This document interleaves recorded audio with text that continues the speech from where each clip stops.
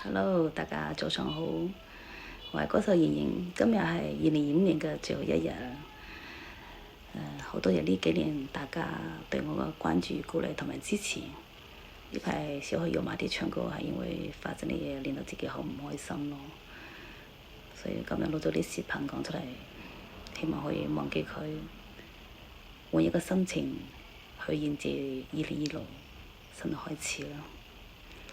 回想呢幾年嚟，呢個圈子歌手多，fans少，競爭好大。係我身邊啲朋友一直咁樣扶持我到今時今日，冇佢哋亦都冇我咁樣，所以我都好多謝佢哋。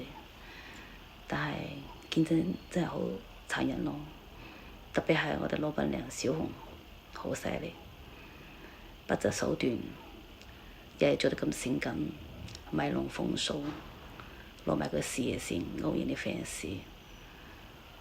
我哋真係冇呢個本事。佢係見到所有 fans 都想溝。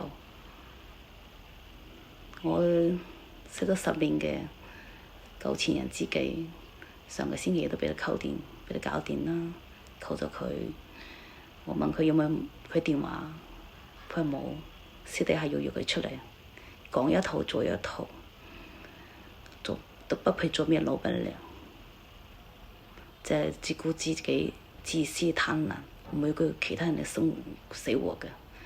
一個月揾10幾20萬都唔會嫌多，我哋一個月揾1萬幾千，佢都唔俾我哋一條新路行。真係，我相信遲早都要報應嘅，人在做天在看，早一日會報應。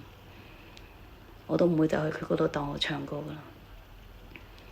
咁如果有 fans 或者就出去唱歌，可能都去其他檔口噶啦，唔會喺佢嗰度當我唱歌啦。而家可以炒個魷魚，唔會去嗰度唱啦。